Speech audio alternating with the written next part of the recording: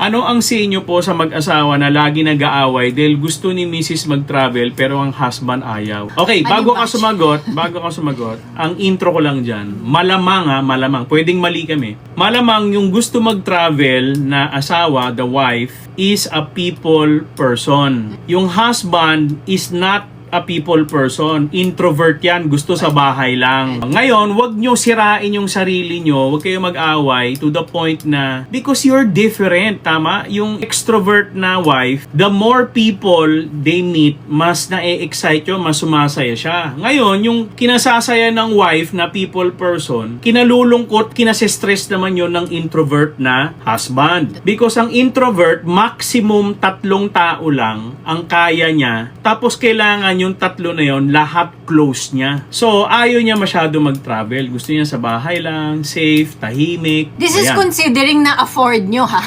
Baka naman kasi umaayaw siya sa pag-travel kasi hindi kaya ng budget.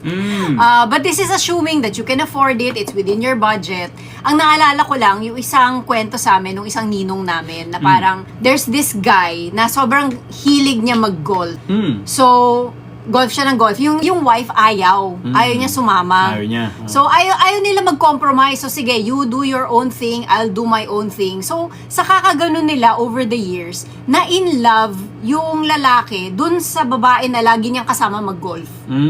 So, meron ding ganon. Naging kabit. Oo, parang nagkaroon siya ng kabit. Siyempre, ni-enjoy niya yung golf eh. Tapos yung babae, may ginagawa naman siyang sarili niya na nag-e-enjoy. So, nagkaroon ng opening para magkaroon ng kabit. So ako, pag-isipan nyo din na mag-compromise din kayo. So maybe this time, pagbibigyan ka ng asawa, yung husband, pagbibigyan niya yung pag-travel ng wife. Pero at the same time, yung wife din, ano ba yung gusto nung lalaking gawin?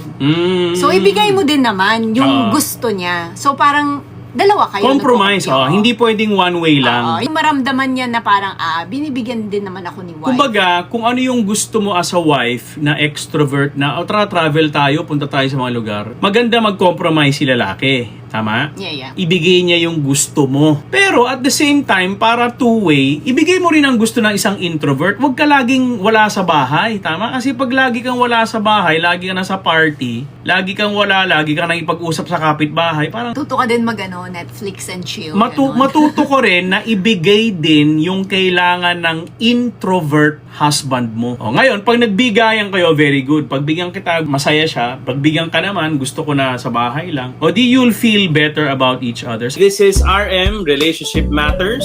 Your online ninong and ninang saying, wag pera-pera lang ang pagkuha ng ninong at nina.